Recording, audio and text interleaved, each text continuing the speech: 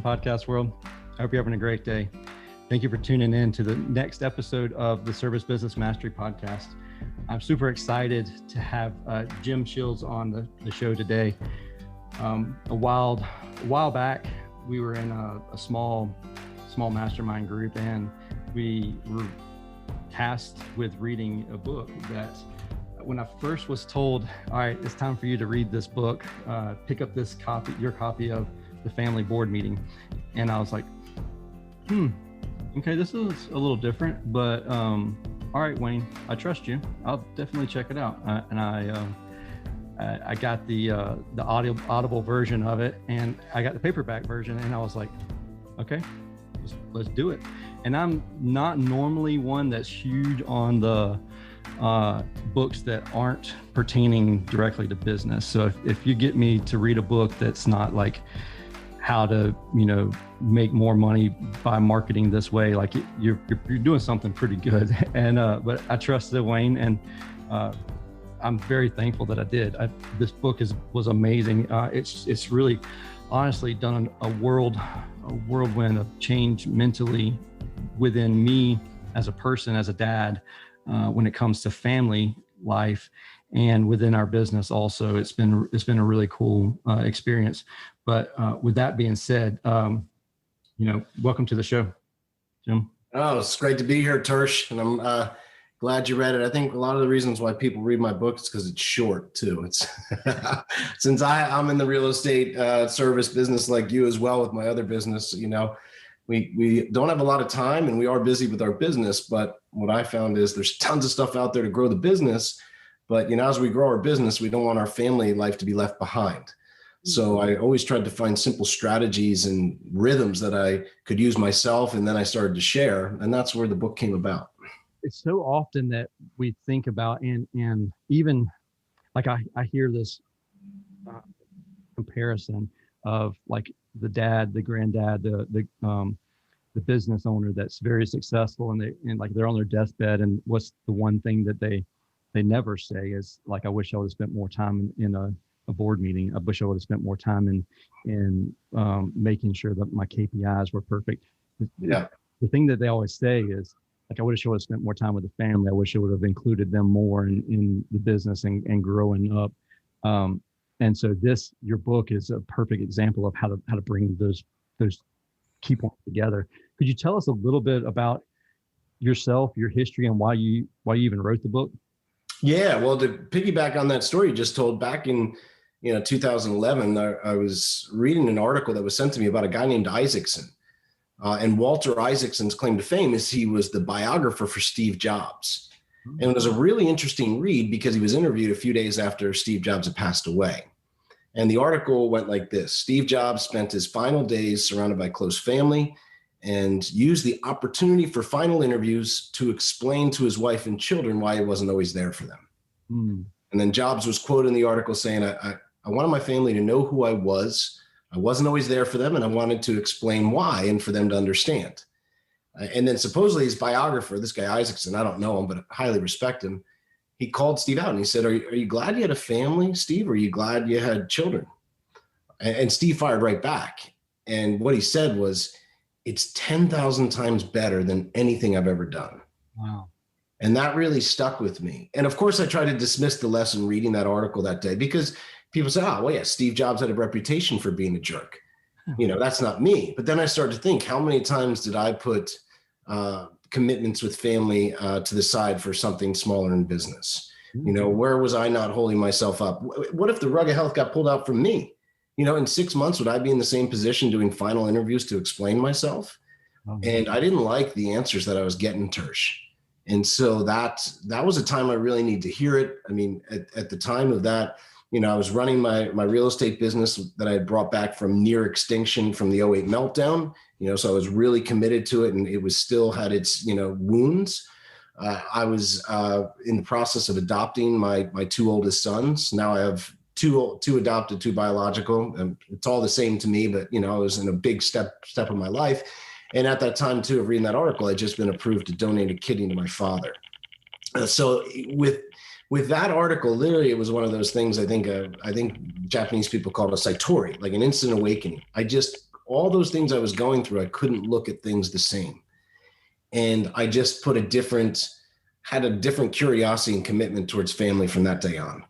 And that really brought about of wanting to help myself without perfection, because there's no perfect family, there's no perfect dad, but to do my best to have more success in business, but also have success at home. And that's how the Family Board Meeting book came about.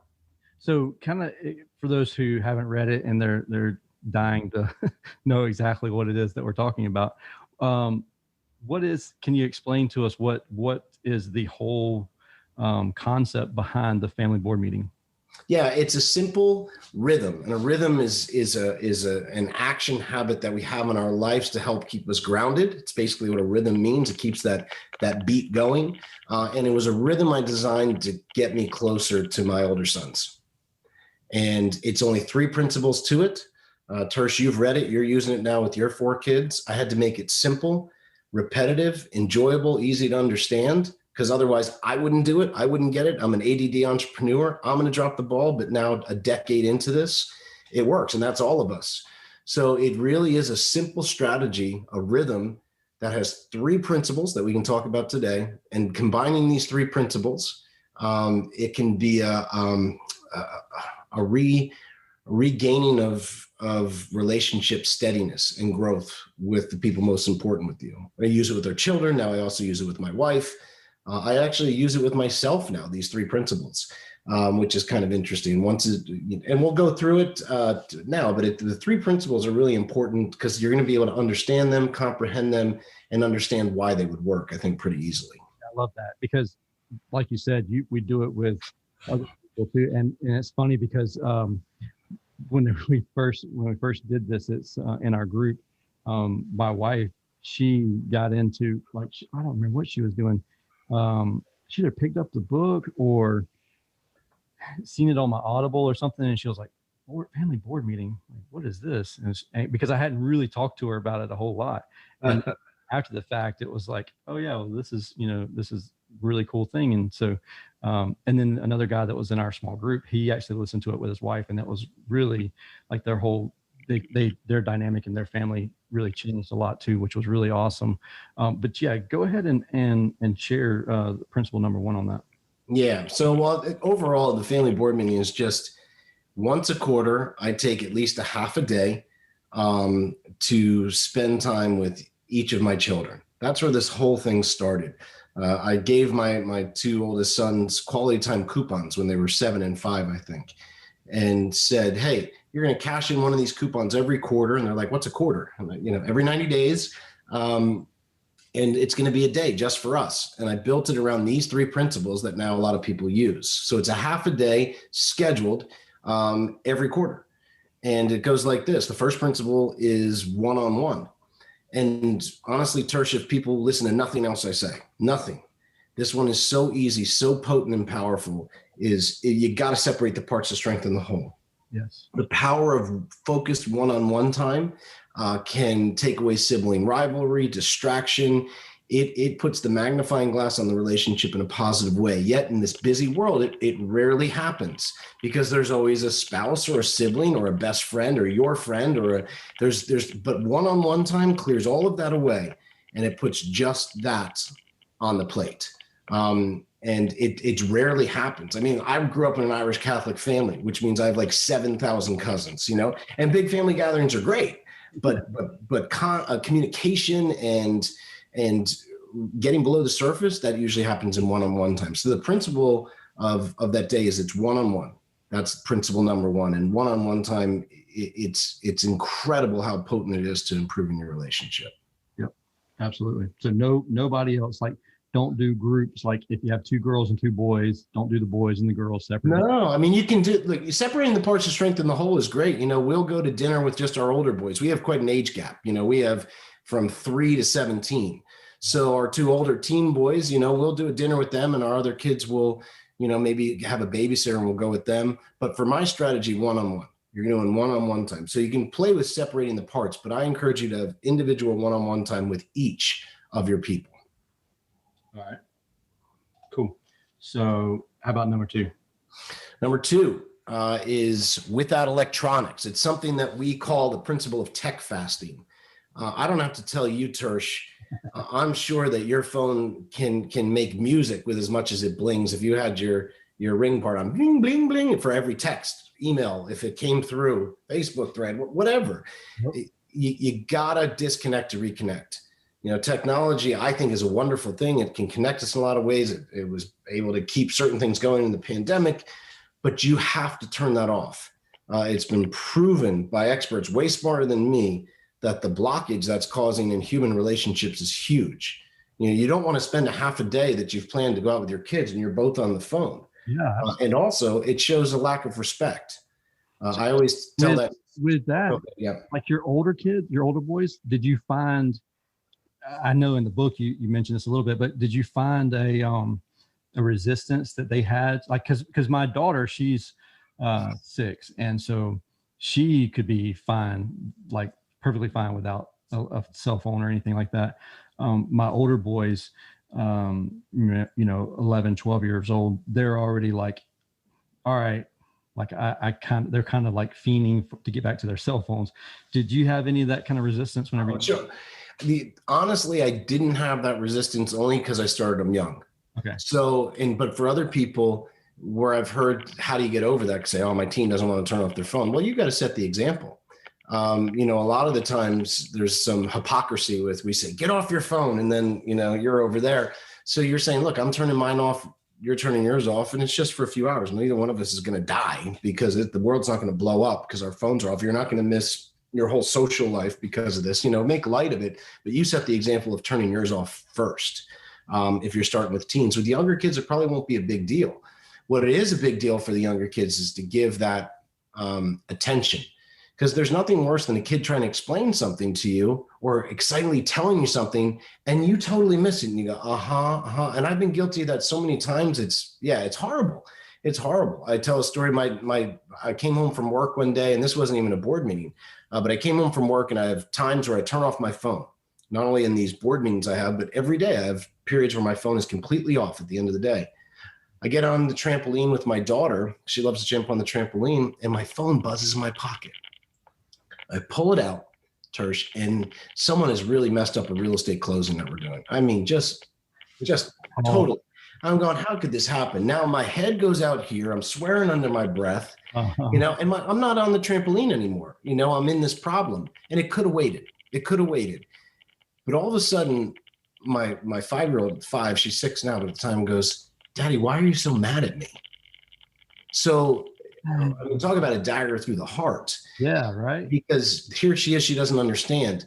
That little zzz is just it without even checking it, Tersh. You know what I'm talking about? It can pull you out. So if you're completely off or on airplane mode, because you want to take a picture of this day you're going to spend with your kid, it changes things. You will actually start to feel this weird decompression when there's no electronics between you and a loved one for that long, because we don't realize how quick it comes between us when we're together. I know the first couple of times that we've done anything like this, the dopamine fix that was like constant, like it was like, wow, I am addicted to this. Like at that point, you're like, holy cow, I didn't realize how many times I reached for my phone. Yep. And it's even if it's turned off, like for me, I had to like completely disconnect from it. Like I just put it on my nightstand and we just, went and did our thing. And then I come back and turn it on, and it had like 4 million missed messages and notifications and whatever. But the whole time it's like, I'm like reaching for my phone, and it's a reality check for me as an adult too. Like, am I really that much of an addict that I need to depend on this that much, and this is why it's a principle that is absolutely key for this special day you have with your kids each quarter, but it can start to be practiced elsewhere. Do a tech fast every day, do a tech fast weekend. Oh, that's a big one where you truly feel rested. But this disconnecting to reconnect is a real thing. And it shows you, like you said, once you do it, I didn't realize how much I was actually using it. Absolutely. So yeah, so that's principle number 2. You're going to be doing a tech fast, both of you. There's plenty of time to be on electronics. Now is not the time. This takes away distractions and again, puts the magnifying glass in a positive way on the relationship. Cool. Now, how about number 3? Number 3, when I've been doing these days with my kids now for years, it's a fun activity of their choice with focused reflection, which just means time to talk at the end. We think we know what our kids want and we don't, so when they plan the day, there's ownership. I know there's people who say, I'm going to take my kids to, we're near each other, a Jaguars game all day. Well, that's great. But what if they don't like football? Exactly. And you like football and say, well, we bonded. That's great. No, let them own the day. Let them pick it. There are people saying, I want to know more about my kids' talents, what they're interested in. Good. Let them plan a day when it's just the two of you. It's going to start to float to the surface big time. Yeah. Crazy how much exactly that you're like, well, I think that they would enjoy going to the mountains and like, let's go to Pigeon Forge for the day. Like even if you took like a wild thing like that, and then come to find out that, they would rather just, go jump on a trampoline for 4 hours, There it is. Yeah. And so you let them play in the day and they give ownership. They get excited to create it. People are committed to things they help create. That's the old saying. So I let them create the day. It's something of their choice and I go all in. And then basically focused reflection is just meaning spending time at the end of the day to talk. So you've probably had a great activity together, maybe shared a meal. And at the end, it's not some big ceremony, but you're just opening up the lines of communication. And, experiential education, which I love alternative education. Experiential education is direct inspiring experiences with focused reflections. You put kids in direct inspiring experiences, and at the end, you have this focused reflection, which is asking questions. So you talk about it, which helps instill the values and concrete the lessons. That's what experiential education is. And that's kind of what you're doing here. And the number one question of that is, well, what was your favorite part of the activity or the day and why? Can start big conversations. But this is a great opportunity, Tersh, where it is not a lecture period. Let me just make that clear for all of us annoying parents out there. I know you got your next 50 lectures planned. Don't give any of them. Now's not the time. Or you talk about them never wanting to go on one again. Like that will end it. Now's a good time for you to show some vulnerability, which is especially tough for us, pig-headed guys, where you might owe a sincere apology or a genuine compliment. And we think we give them more often than we do. And now could be the time we have a little conversations and authentically and vulnerably, maybe there's one of those due. You've been kind of overstressed jerk at the house because you've been tight in work, and apologize. Us entrepreneurs say, well, how hard I'm working, I don't need to apologize. No, you do.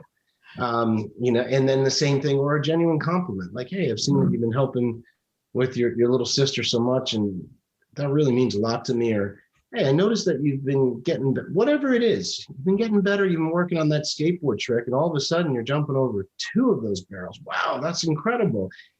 Just a genuine compliment and a sincere apology without motivation, without ulterior motive, goes a long way. And I love that you said, stay away from the speech or like the lectures. Just stay away from the lecture. Like even if you could learn something from that scenario, just stay away from that at this time period. Yeah. So to dive a little bit into the setting the date for the next time that you're going to do it. Yeah, that which you schedule gets done. And the only time I've fallen behind on my board meetings, which has been rarely, is when I don't put them on the calendar. These are your most important clients that you'll ever have in your life. And, the name of our company is 18 Summers. It changes. Once they're grown up, you don't get as much time with them. You get much opportunities. So if you have kids under the age of 18, man, grab this and run with it. But that which we schedule gets done is the same. So if you can put it on your calendar and make it non-negotiable with your business team, with your assistant, your whatever, and say, this is a very important appointment. And, to change it, there has to be something pretty substantial. Make it that clear and important. And when you put it on the calendar, it seems to happen. When you don't, it doesn't. Yeah, I love that. And one of the things you said there, these are the most important clients of your life. And they are.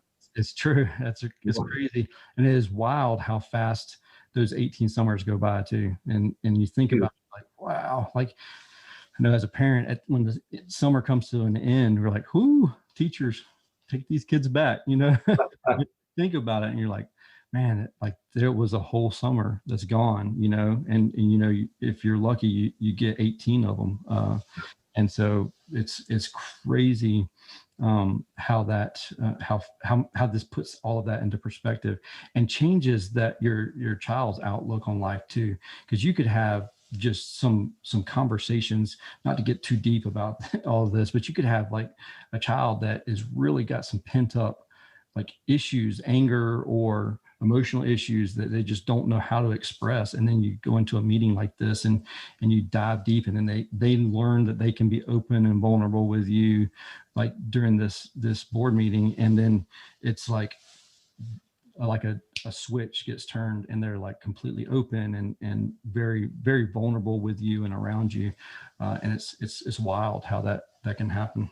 Yeah. And that's why setting this up the right way, that's one of the biggest rewards, I think, for myself or for other parents, especially busy working entrepreneurs like us, is setting the stage. Because now you've scheduled something, you've let them plan the day, you've been one-on-one, your phone's off, you have that good time, a meal, there's some decompression where people feel a little more open. And again, one-on-one, like, think for a 12-year-old, or 13-year-old, do you really want to talk about puberty in front of your 7-year-old brother? Oh my gosh, like, shoot me now. You got it. This sets the stage to open up. And parents have said, I can't believe what they brought up to me. And you're talking the peer pressures, the drugs, the, really strong concerns, fears, like big things. And so it is setting the stage to open deeper lines. And that's what this is all about. That's really cool. Jim, thank you so much for coming on the show. Is there anything else that I forgot to ask or mention? No, I think you did a great job. Let's keep it simple. There's 3 principles: one-on-one, tech fasting, and a fun activity of their choice, going all in, and spend time at the end talking. Yeah. And you do that once a quarter, you're going to start to see some building blocks in your relationship. Where's the best place to find your book? It's on Amazon. And if people want some free downloads, a little bit more about family rhythms, for busy entrepreneurs and business women and men, then you can go to 18summers.com. Okay. 18summers.com. Perfect. I will add all that to the show notes. And thank you again for coming on the show today. Good seeing you, Tersh. Take care. Yeah, absolutely. Thank you for everybody that's listening or watching this episode of the Service Business Mastery Podcast. If you have any questions at all, reach out to Jim at 18summers.com or reach out to me, and I'll gladly be the mediator and help answer any questions that you may have or get you in contact with Jim. With that being said, I hope you have a wonderful day. Stay safe, and thank you again for watching another episode of the Service Business Mastery Podcast. It's a podcast focused on service business owners, managers, and technicians who are considering becoming business owners themselves. Have a wonderful day.